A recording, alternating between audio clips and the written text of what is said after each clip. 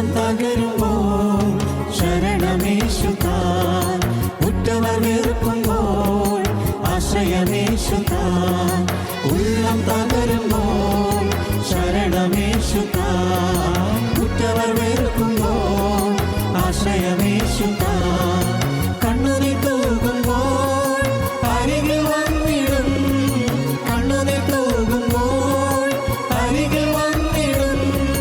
കണ്ണുനീർ വാർത്തവൻ എൻ കണ്ണുനീർ മാറ്റിടും, കണ്ണുനീർ വാർത്തവൻ എൻ കണ്ണുനീർ മാറ്റിടും.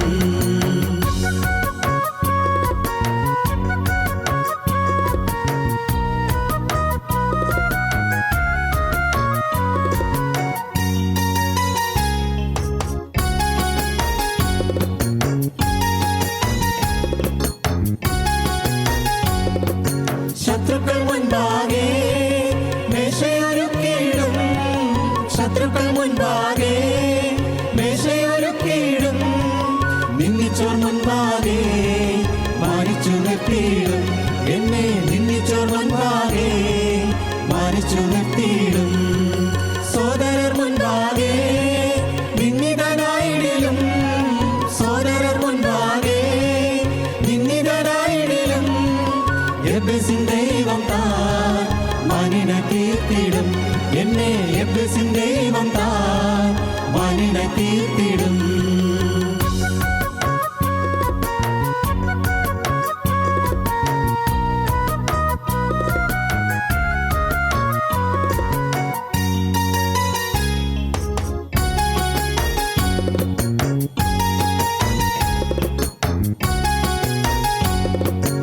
എന്നെ പകയ്ക്കുന്നോ കണ്ടു ലജിച്ചിടാൻ, എന്നെ പകയ്ക്കുന്നോ കണ്ടു ലജിച്ചിടാൻ. നന്മയ്ക്കായി എന്നെ താൻ അത്ഭുതം ചെയ്തിടും, നന്മയ്ക്കായി എന്നെ താൻ അത്ഭുതം ചെയ്തിടും. പൊട്ടക്കിണറതിൽ ഞാൻ തള്ളപ്പെട്ടിടിലും, പൊട്ടക്കിണറതിൽ ഞാൻ തള്ളപ്പെട്ടിടിലും.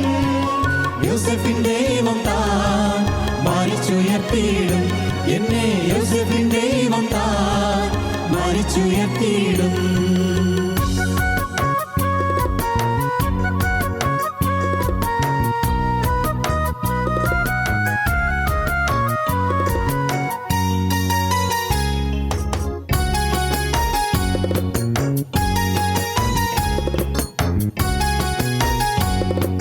തീച്ചുള്ള സിംഹക്കുഴി മധ്യനം വീണാലും, തീച്ചുള്ള സിംഹക്കുഴി മധ്യനം വീണാലും.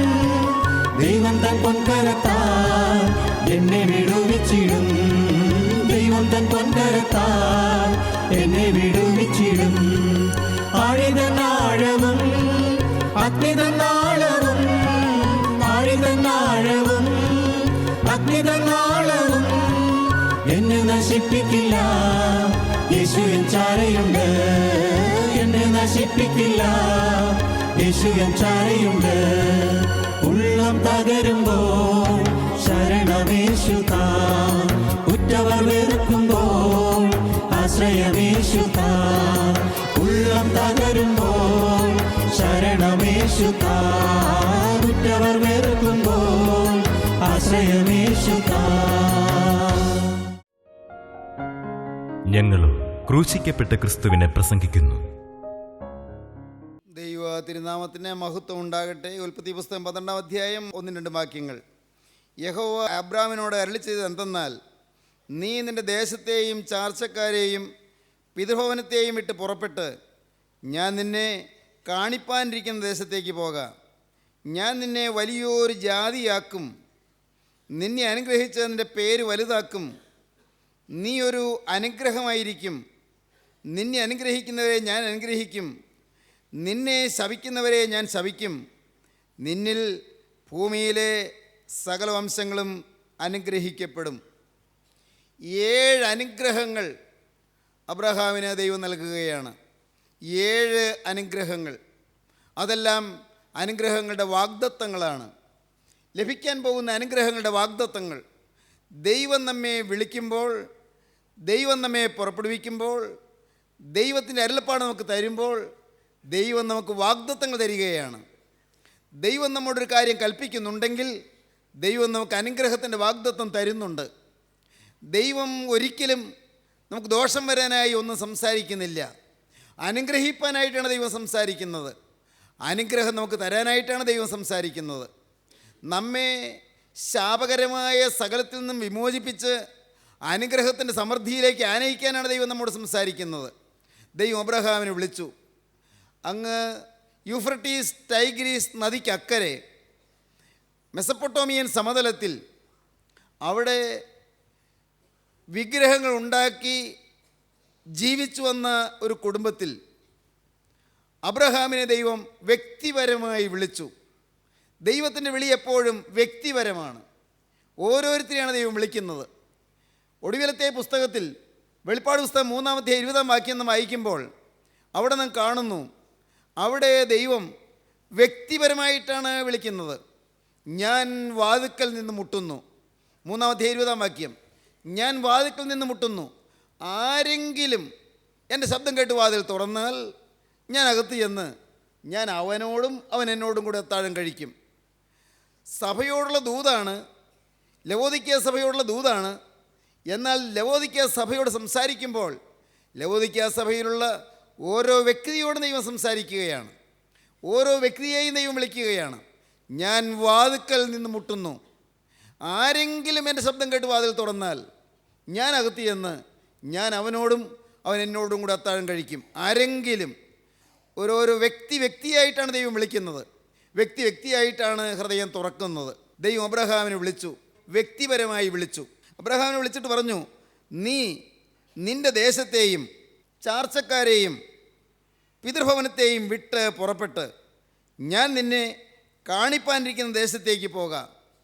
പ്രിയപ്പെട്ടവരെ, സാഹചര്യങ്ങളോടുകൂടി പുറപ്പെടാനല്ല ദൈവം പറഞ്ഞത്.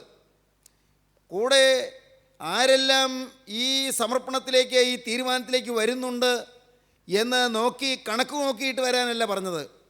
നീ പുറപ്പെടുക എന്നാണ് പറഞ്ഞത്. ഓരോരുത്തരോടും ദൈവം ഇന്നും അതുതന്നെയാണ് പറയുന്നത്. മകനെ, നീ നിൻ്റെ ഹൃദയത്തിൽ പുറപ്പെടുക. നീ നിൻ്റെ ജീവിതത്തിൽ ആയിരിക്കുന്നതായ നിൻ്റെ ചുറ്റുപാടുകൾ വിട്ട് നീ പുറപ്പെടുക. നമ്മുടെ ഭവനം വിടാനല്ല, നമ്മുടെ ജോലി വിടാനല്ല, നമ്മുടെ സാഹചര്യങ്ങൾ വിടാനല്ല, കുടുംബ ബന്ധങ്ങൾ വിടാനല്ല, പ്രിയപ്പെട്ടവർ വിടാനല്ല. പക്ഷേ നീ നിൻ്റെ ഹൃദയത്തിൽ എല്ലാം ആന്തരികമായി ഉള്ളം കൊണ്ട് വിട്ടിട്ട് 1-ാം സ്ഥാനം ജീവനുള്ള ദൈവത്തിൻ്റെ വചനത്തിൽ കൊടുത്തുകൊണ്ട് നീ പുറപ്പെടുക എന്നാണ് പറഞ്ഞത്. 1-ാം സ്ഥാനം, സുപ്രീം പ്രയോറിറ്റി നീ ദൈവത്തിന് കൊടുക്കുക എന്നാണ് പറഞ്ഞത്. നമ്മുടെ ജീവിതത്തിൽ എന്തിനാണ് പ്രയോറിറ്റി? എന്തിനാണ് നമുക്ക് മുൻഗണന? നാം എന്തിനാണ് സുപ്രീം പ്രയോറിറ്റി കൊടുക്കുന്നത്? എന്തിനാണ് മുൻഗണന കൊടുക്കുന്നത്? നമുക്ക് വീടുണ്ട്, നമുക്ക് തൊഴിലുണ്ട്, നമുക്ക് ജീവിത സാഹചര്യങ്ങളുണ്ട്, കൊച്ചു കൊച്ചു കുടുംബങ്ങളുണ്ട്. ശരി, നമുക്ക് നമ്മുടേതായ പല പല ചുറ്റുപാടുകളുമുണ്ട്. ഇതൊന്നും വിടാൻ ദൈവം പറയുന്നില്ല. ഇതെല്ലാം നേടാനുള്ള വഴിയാണ് ദൈവം പറയുന്നത്. ഇതിനെയെല്ലാം നേടിയെടുക്കാനും അതിനെയും കൂടി അനുഗ്രഹത്തിൻ്റെ സമൃദ്ധിയിലേക്ക് ആനയിക്കാനും ഞാനൊരു ചാലായി തീരാനാണ് ദൈവം പറയുന്നത്. ഞാനൊരു ചാനലായി തീരാനാണ് ദൈവം പറയുന്നത്. ഞാൻ അതിനുള്ളതായ ഒരു മുഖാന്തരമായി തീരാനാണ് ദൈവം പറയുന്നത്.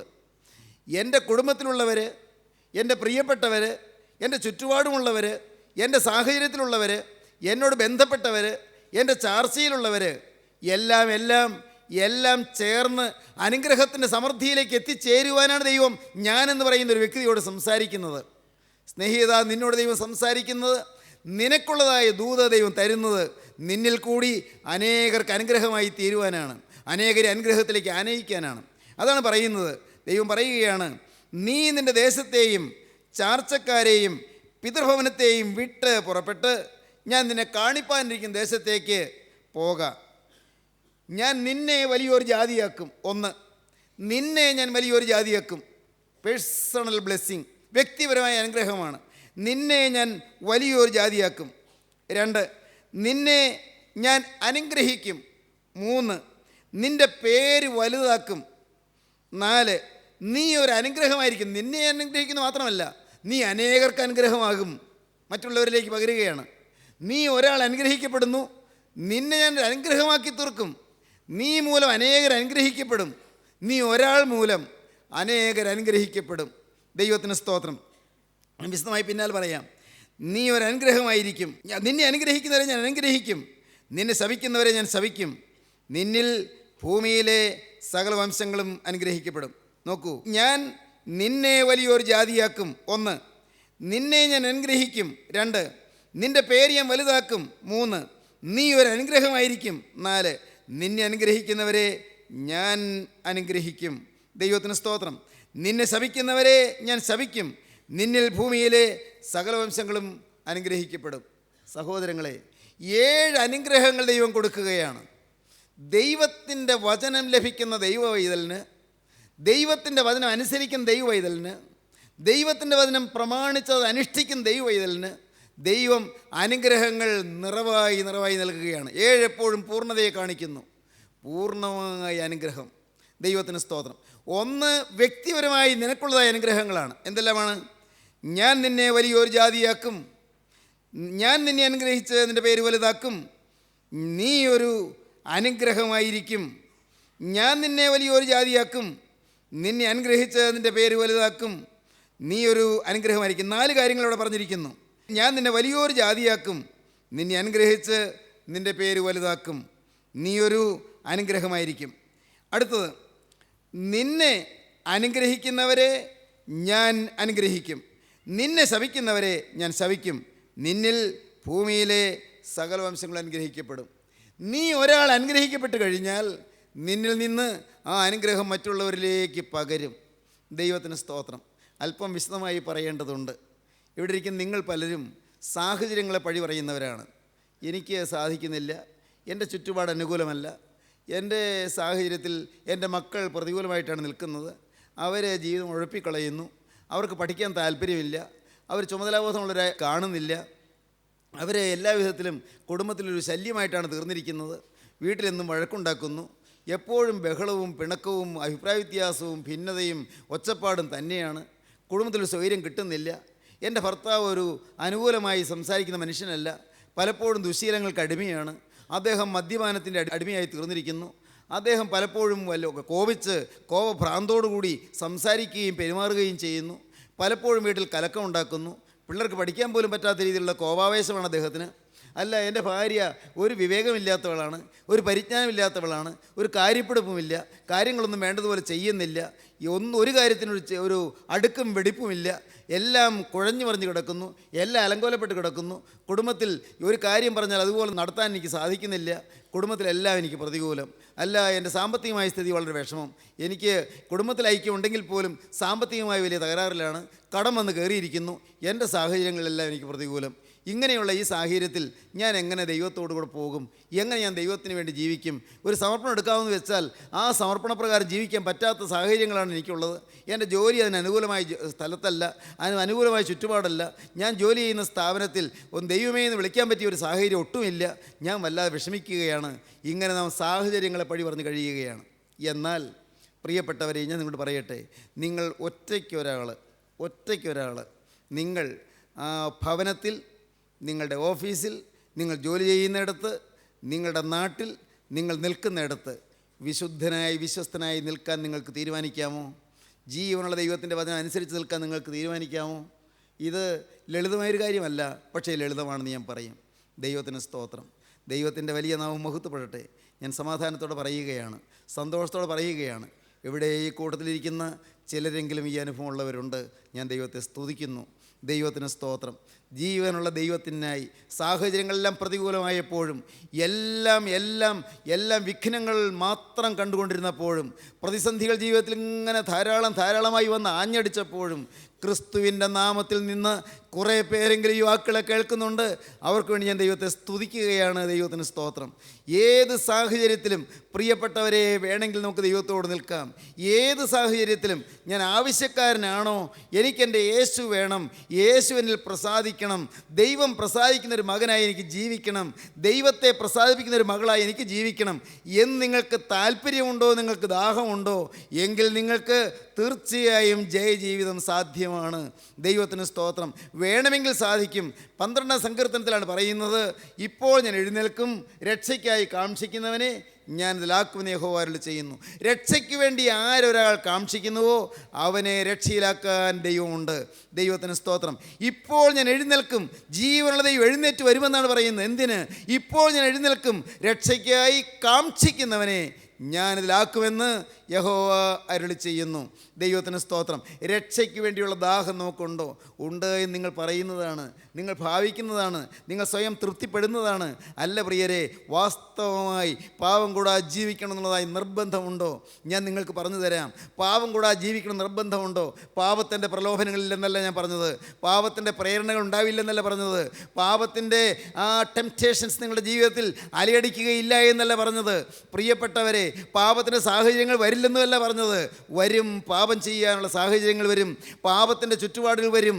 എന്നാൽ അങ്ങനെയുള്ള സാഹചര്യം വരുമ്പോൾ തന്നെ നാം ജീവനുള്ള ദൈവത്തെ മുൻനിർത്തി ജീവിക്കുന്ന ഒരു ദൈവവൈദ്യരാണെങ്കിൽ അപ്പോൾ നിങ്ങൾക്ക് ആ സമയം, എൻ്റെ കർത്താവേ, ഞാൻ നിൻ്റെ തിരുവചനം ഓർക്കുന്നു, പാപത്തോട് പോരാടുന്നതിൽ നിങ്ങൾ പ്രാണത്യാഗത്തോളം എതിർത്ത് നിന്നിട്ടില്ല എന്ന് നിൻ്റെ തിരുവചനമുണ്ടല്ലോ.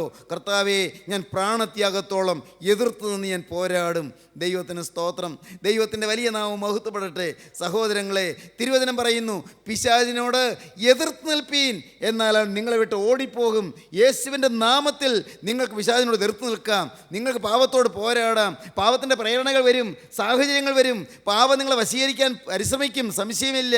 പിശാച് അവൻ വഞ്ചകനാണ്, അവൻ ലജ്ജയില്ലാത്ത ശത്രുവാണ്, അവൻ നാണിച്ച് പിന്മാറുന്നവനല്ല. 1 തോറ്റുവല്ല 10 തോറ്റു അവൻ പിന്മാറില്ല. തോൽപ്പിച്ച് അടങ്ങൂ എന്നുള്ള വാശിയോടുകൂടി അവൻ പിന്നെയും പിന്നെയും വരും. പക്ഷേ ഞാൻ പിശാചിനോട് തോൽക്കുകയില്ല. എന്നെ ജയിപ്പിക്കാൻ യേശു എൻ്റെ കൂടെയുണ്ട്. കാരണം ഞാൻ പാപത്തോട് പ്രാണത്യാഗത്തോളം പോരാടാൻ തീരുമാനിച്ചിരിക്കുന്നു. ദൈവത്തിന് സ്തോത്രം. ഒറ്റയ്ക്കൊരാൾ ഇങ്ങനൊരു തീരുമാനത്തോടെ നിൽക്കാൻ പറ്റുമോ? എന്നാൽ നിങ്ങളിൽ നിന്നുകൊണ്ട്, നിങ്ങളൊരു അനുഗ്രഹമാക്കി വെച്ചുകൊണ്ട് അനേകരെ അനുഗ്രഹിപ്പാൻ ദൈവത്തിന് കഴിയും. അങ്ങനെയാണ് അനുഗ്രഹം ചാലുകളായി വളരുന്നു എന്ന് പറയുന്നത്. പ്രിയപ്പെട്ടവരെ, ഏദൻ തോട്ടത്തിൽ നാം ഒരു നദിയെക്കുറിച്ച് കാണുന്നുണ്ട്. ഏദൻ തോട്ടം നനപ്പാൻ ഒരു നദി പുറപ്പെട്ടു. ആ നദി ഏദൻ തോട്ടം നനപ്പാൻ പുറപ്പെട്ട നദിയാണ്. അത് 4 കൈവഴിയായി ഒഴുകി എന്ന് പറയുന്നു. 4 കൈവഴിയായി ഒഴുകി. പീശോൻ, ഗീഹോൻ, ഹിദ്ദക്കൽ, ഫ്രാത്ത് 4 കൈവഴിയായി ഒഴുകി. നാം ഉൽപ്പത്തി പുസ്തകം 2-ാം അധ്യായത്തിൽ വായിക്കുന്നുണ്ട്. ഞാൻ ചോദിക്കട്ടെ, അതിൻ്റെ അർത്ഥം എന്താണ്? അതിൻ്റെ ആത്മീയമായ അർത്ഥം എന്താണ്? നീ ഒരാൾ ക്രിസ്തുവിന് വേണ്ടി ഒരു ചാലായി തീർന്നാൽ അത് കൈവഴിയായി പിന്നെ ഒഴുകാൻ തുടങ്ങും. ദൈവത്തിൻ്റെ വലിയ നാമം മഹത്വപ്പെടട്ടെ. പല കൈവഴികളായി ഒഴുകാൻ തുടങ്ങും. കേൾക്കൂ, ക്രിസ്തുവിന് വേണ്ടി ഒരു ഉറവ് ചാലായി നീ മാറുന്നു. ക്രിസ്തുവിൻ്റെ ജീവൻ്റെ പ്രവാഹത്തിന് വേണ്ടി നീ ഒരാളങ്ങ് വിട്ടുകൊടുക്കുന്നു. നീ ഒരാൾ അങ്ങനെ തോട്ടം നനയ്ക്കാൻ തുടങ്ങുന്നു. അപ്പോഴുണ്ട് അത് കൈവഴിയായി പോകുന്നു.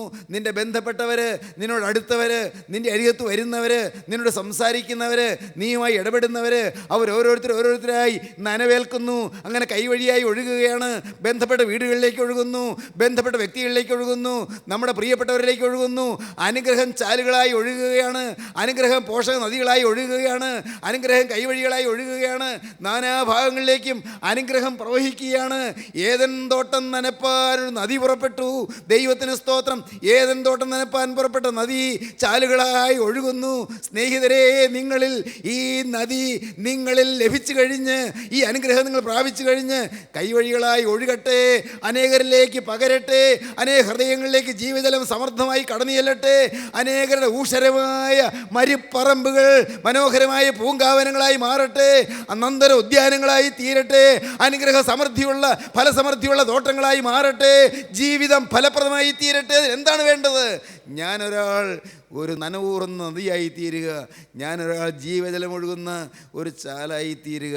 അബ്രഹാമേ, ഞാൻ നിന്നെ അനുഗ്രഹിക്കും. ദൈവത്തിന് സ്തോത്രം. എന്താണ് പറഞ്ഞത്? ഞാൻ നിന്നെ വലിയൊരു ജാതിയാക്കും. സ്തോത്രം. അബ്രഹാം ഇത് കേൾക്കുമ്പോൾ അബ്രഹാം ഓർത്തു, എൻ്റെ കർത്താവേ, നീ എന്താ ഈ പറയുന്നത്? ഞാൻ ഇപ്പോൾ മക്കളില്ലാത്തവനാണ്, പ്രായമായി, 75 വയസ്സായി കർത്താവേ, 75 വയസ്സ്. നിനക്കറിയാമല്ലോ എനിക്കെത്ര വയസ്സായി എന്ന്. 75 വയസ്സായി. ഇങ്ങനെയുള്ള എനിക്കിനി മക്കളുണ്ടാകാനോ?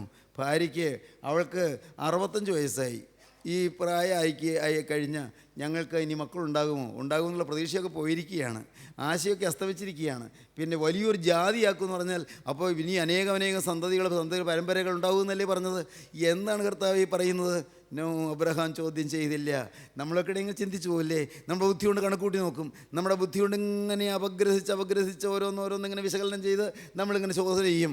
ഇല്ല മോനെ, ഒന്നും ചിന്തിക്കേണ്ട, ഉടയമ്പരാൻ കൽപ്പിച്ചോ, നിവർത്തിപ്പാൻ അവൻ ശക്തനാണ്. ഹല്ലേലൂയ, ദൈവത്തിന് സ്തോത്രം. ജീവനുള്ള ദൈവം നിന്നോടൊരു വാക്ക് പറഞ്ഞു, ദൈവവൈതലേ നീ വിശ്വസിക്കൂ, അവനെ നിവർത്തിപ്പാൻ ശക്തനാണ്.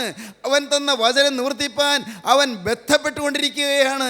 അവൻ്റെ ഒരു വചനം നിനക്ക് ലഭിച്ചെങ്കിൽ ആ വചനപ്രകാരം നിൻ്റെ ജീവിതത്തിൽ അത്ഭുതം പ്രവർത്തിപ്പാൻ അവൻ അതിന് ഒരുങ്ങിയിരിക്കുകയാണ്. അവനതിന് ബന്ധപ്പെട്ടുകൊണ്ടിരിക്കുകയാണ്. വചനം നിൻ്റെ മുമ്പിലേക്ക് സമീപസ്ഥമായി വന്നിരിക്കുകയാണ്. നിൻ്റെ നാവിൻ്റെ അഗ്രത്തിൽ വചനം തന്നിരിക്കുകയാണ്. വചനം അങ്ങ് ദൂരെ അങ്ങ് ഉയരത്തിലല്ല, അത് താഴെ ആഴങ്ങളിലല്ല. വചനം നിൻ്റെ സമീപസ്ഥമായിരിക്കുകയാണ്. വചനം നിൻ്റെ അടുത്ത് വന്നിരിക്കുകയാണ്. അനുഗ്രഹത്തിൻ്റെ സമൃദ്ധിയുടെ വാഗ്ദാനങ്ങൾ നിനക്ക് തരികയാണ്. നീ വിശ്വസിക്കൂ, നീ ഒന്നും ചിന്തിക്കണ്ട, ഒന്നും വിശകലനം ചെയ്യണ്ട. ദൈവവൈതലേ നീ വിശ്വസിക്കൂ, നല്ല ആഗ്രഹങ്ങൾ സാധിച്ചു തരും ദൈവം. നിന്നോട് പറയുന്നു, ദൈവം നിൻ്റെ ഹൃദയത്തിലെ ആഗ്രഹങ്ങളെ നിനക്ക് തരും. ഹല്ലേലൂയ, ദൈവത്തിന് സ്തോത്രം. എന്താണ് ആ വാക്യം? കൊച്ചുനാളിൽ തന്നെ ഞാൻ ആ വാക്യം കാണാൻ പഠിച്ചു. ദൈവം ഹൃദയത്തിലെ ആഗ്രഹങ്ങളെ തരുമെന്ന്. ഞാൻ ആ വാക്യം വെച്ചുകൊണ്ട് പറയും, കർത്താവേ, ഇതെൻ്റെ ഒരു ആഗ്രഹമാണ്, തരണമെന്ന്. എന്തെല്ലാം ചോദിച്ചൊക്കെ തരികയും ചെയ്തു. ഹല്ലേലൂയ, ദൈവത്തിന് സ്തോത്രം. ചോദിച്ചതൊക്കെ തന്നു. എൻ്റെ പ്രിയപ്പെട്ടവരെ, നിങ്ങൾക്ക് അത്ഭുതം, സാർ എന്തെങ്ങനെ ചോദിച്ചൊക്കെ തന്നൊക്കെ ഇങ്ങനെ പറയുന്നത്? എൻ്റെ പ്രിയപ്പെട്ടവരെ, പറഞ്ഞു തരാം. ചോദിച്ചൊക്കെ തന്നു പറഞ്ഞാൽ ഞാൻ ചോദിച്ചതൊന്നും കർത്താവ് വിട്ടുകളഞ്ഞില്ല, എല്ലാം തന്നു. മറ്റുള്ളവർ നോക്കുമ്പോൾ തിന്മയാണെന്ന് തോന്നിയ കാര്യങ്ങളിൽ പോലും എല്ലാം നന്മയ്ക്കാക്കി തീർത്ത് കർത്താവ് തന്നു. എല്ലാം നന്മയ്ക്ക്. പ്രതികൂല സാഹചര്യങ്ങൾ വന്നത് നന്മയ്ക്കായി ദൈവം തീർത്തു തന്നു. രോഗം വന്നത് നന്മയ്ക്കായി ദൈവം തീർത്തു തന്നു. പ്രതിസന്ധികൾ വന്നത് നന്മയ്ക്കായി ദൈവം തീർത്തു തന്നു. എതിർപ്പുകൾ വന്നത് നന്മയ്ക്കായി ദൈവം തീർത്തു തന്നു. തെറ്റിദ്ധാരണകൾ പെരുകിയത് നന്മയ്ക്കായി ദൈവം തീർത്തു തന്നു. പ്രിയപ്പെട്ടവരെ, പറയട്ടെ, എല്ലാം നന്മയ്ക്ക്. എൻ്റെ സഹോദരങ്ങളെ, നിങ്ങൾ വിശ്വസിക്കൂ, ദൈവം എല്ലാം നന്മയ്ക്കാക്കി തീർത്തു തരുന്നു. തിരുവചനം പറയുന്നു, യഹോവയുടെ കണ്ണ് തങ്ങൾ ഏകാഗ്രചിത്തന്മാരായിരിക്കുന്നവർക്ക് വേണ്ടി തന്നെത്താൻ ബലവാനെന്ന് കാണിക്കേണ്ടതിന് ഭൂമിയിലൊക്കെയും ഊടാടിക്കൊണ്ടിരിക്കുന്നു. യഹോവയുടെ കണ്ണ് ഭൂമിയിലൊക്കെയും ഊടാടിക്കൊണ്ടിരിക്കുന്നു. എന്തിന്? തങ്ങൾ ഏകാഗ്രചിത്തന്മാരായിരിക്കുന്നവർക്ക് വേണ്ടി തന്നെത്താൻ ബലവാനെന്ന് കാണിക്കേണ്ടതിന്. സ്തോത്രം. എൻ്റെ കർത്താവേ, ദൈവത്തിൻ്റെ വഴികൾ എത്ര മനോഹരം. ഈ തങ്കൽ ഏകാഗ്രതന്മാരായിരിക്കുന്നവർക്ക് വേണ്ടി, ദൈവത്വത്തിന് ഏകാഗ്രതയോടെ മനസ്സുകൊണ്ട് ഓർത്തുകൊണ്ടിരിക്കുന്നവർക്ക് വേണ്ടി തന്നെത്താൻ ബലവാനെന്ന് കാണിക്കേണ്ടതിന്, തെളിയിക്കേണ്ടതിന് യഹോവയുടെ കണ്ണ് ഭൂമിയിലൊക്കെയും ഊടാടിക്കൊണ്ടിരിക്കുന്നു. എല്ലായിടത്തും ഊടാടിക്കൊണ്ടിരിക്കുകയാണ്. ദൈവം നോക്കിക്കൊണ്ടിരിക്കുകയാണ്. ആരിലാണ് എൻ്റെ പ്രവൃത്തി വെളിപ്പെടുത്തേണ്ടത്? എൻ്റെ പ്രവൃത്തി വെളിപ്പെടുത്താൻ തക്കവണ്ണം ഏകാഗ്രതയോടിരിക്കുന്നത് ആരുണ്ട്? എൻ്റെ പ്രവൃത്തി വെളിപ്പെട്ട് കിട്ടത്തക്കവണ്ണം ഏകാഗ്രതയോടിരിക്കുന്നത്. ദൈവത്തിന് സ്തോത്രം. യഹോവയുടെ കണ്ണ് തങ്ങൾ ഏകാഗ്രചിത്തന്മാരായിരിക്കുന്നവർക്ക് വേണ്ടി തന്നെത്താൻ ബലവാനെന്ന് കാണിക്കേണ്ടതിന് ഭൂമിയിലൊക്കെയും ഓടാടിക്കൊണ്ടിരിക്കുന്നു. എൻ്റെ ദൈവത്തിന് സ്തോത്രം. സ്നേഹിതരെ, ഈ നല്ലവനായ ദൈവം, കാരുണ്യവാനായ ദൈവം അബ്രഹാമിനോട് പറഞ്ഞു, ഞാൻ നിന്നെ വലിയൊരു ജാതിയാക്കും. ദൈവത്തിന് സ്തോത്രം. പിന്നെ അടുത്ത വാക്യം, നിന്നെ ഞാൻ അനുഗ്രഹിച്ച് നിൻ്റെ പേര് വലുതാക്കും. നിൻ്റെ പേര് വലുതാക്കും. നിന്നെ അനുഗ്രഹിച്ച് നിൻ്റെ പേര് ഞാൻ വലുതാക്കും. നിന്നെ അനുഗ്രഹിച്ച് നിൻ്റെ പേര് വലുതാക്കും. ദൈവത്തിന് സ്തോത്രം. ഉൽപ്പത്തി പുസ്തകം 11-ാം അധ്യായം 4-ാം വാക്യം ഒന്ന് വായിക്കാമോ? ഉൽപ്പത്തി പുസ്തകം 11-ാം അധ്യായം 4-ാം വാക്യം. മനുഷ്യൻ പേര് വലുതാക്കാൻ ശ്രമിക്കുന്നവനാണ്, പേരുണ്ടാക്കാൻ ശ്രമിക്കുന്നവനാണ്. മാനുഷികമായ ശ്രമങ്ങളുണ്ട്, പേരുണ്ടാക്കാനുള്ള പരിശ്രമമുണ്ട്. ഉൽപ്പത്തി പുസ്തകം 11-ാം അധ്യായം 4-ാം വാക്യം. വരുവേൻ, നാം ഭൂതലത്തിലൊക്കെയും ചിതറിപ്പോകാതിരിപ്പാൻ ഒരു പട്ടണം ഉണ്ടാക്കുക. ആകാശത്തോളം എത്തുന്ന ഒരു ഗോപുരവും പണിയുക. നമുക്ക് ഒരു പേരുമുണ്ടാക്കുക എന്ന് അവർ പറഞ്ഞു. നമുക്കൊരു പേരുണ്ടാക്കുക എന്ന് പറഞ്ഞു. മനുഷ്യൻ നമുക്കൊരു പേരുണ്ടാക്കുക എന്ന് പറഞ്ഞു. പ്രിയപ്പെട്ടവരെ, മനുഷ്യൻ പേരുണ്ടാക്കിയാൽ പേര് നിലനിൽക്കുകയില്ല, അത് തകർന്നു പോകും. ആ ഗോപുരം തകർന്നു പോകും. മനുഷ്യൻ്റെ ഭാവനയിൽ നെയ്തെടുത്ത ഗോപുരം ഉടഞ്ഞുപോയി. മനുഷ്യൻ്റെ ഭാവനയിൽ, മനുഷ്യൻ്റെ ചിന്താഗതിയിൽ കൊരുത്തെടുത്ത പേരുണ്ടാക്കാനുള്ള പ്രയത്നം തകർന്നുപോയി. ബാബേൽ ഗോപുരം ഇടിഞ്ഞുപോയി. ദൈവത്തിന് സ്തോത്രം. എന്തിനായിരുന്നു അത് ആ പേരുണ്ടാക്കുന്നത്? നാം ഭൂമിയിലൊക്കെയും ചിതറിപ്പോകാതിരിപ്പാൻ. ദൈവം പറഞ്ഞതോ? ദൈവത്തിൻ്റെ ആദികൽപ്പന എന്താണ്? നിങ്ങൾ ഭൂമിയിലൊക്കെയും സന്താനപുഷ്ടിയുള്ളവരായി വർദ്ധിച്ച് പെരുകുവീൻ. ഭൂമിയിലൊക്കെയും സന്താനപുഷ്ടിയുള്ളവരായി വർദ്ധിച്ച് പെരുകുവീൻ എന്നുള്ള ദൈവത്തിൻ്റെ വചനം നിൽക്കുമ്പോൾ മനുഷ്യൻ പറയുന്നു, നമുക്കെങ്ങും പോകണ്ട, നമുക്കിവിടെ ഒരുമിച്ച് ജീവിക്കാം, ഇവിടെ തന്നെ ഒരുമിച്ച് ജീവിക്കാം. ആദ്യകാലങ്ങളിലൊക്കെ ഞാൻ പണ്ട് വേദപുസ്തകം വായിക്കുമ്പോൾ അത് അവരുടെ നല്ലൊരു ആഗ്രഹമായിരുന്നല്ലോ, അവർ ഒരുമിച്ച് ജീവിക്കാമെന്നല്ലേ വിചാരിച്ചുള്ളൂ. വലിയൊരു ഗോപുരം പണിയാൻ ഉദ്ദേശിച്ചു. ദൈവം എന്തിനാ അത് കലക്കിക്കളഞ്ഞ, അവിടെ ഭാഷ കലക്കിക്കളഞ്ഞതിന് ദൈവം എന്തിനാ അത് ഉടച്ചു കളഞ്ഞത്? എൻ്റെ ഈ ചെറുമനസ്സിൽ അങ്ങനെയുള്ള ചിന്തകളൊക്കെ ഒന്നുണ്ടായിരുന്നു. പിന്നെയല്ലേ മനസ്സിലായത് മനുഷ്യനെക്കുറിച്ചുള്ള ദൈവത്തിൻ്റെ ഉദ്ദേശം അവൻ ഭൂമിയിലൊക്കെയും പരക്കണമെന്നാണ്. അവൻ ഒരിടത്ത് മാത്രം തമ്പടിച്ച് നിന്നാൽ പോരാ, ഭൂമിയിലൊക്കെയും പരന്ന് വ്യാപിക്കണം, സന്താന പുഷ്ടിയുള്ളവരായി പെരുകണം. അത് ദൈവത്തിൻ്റെ ആഗ്രഹമാണ്, അത് ദൈവിക പദ്ധതിയാണ്.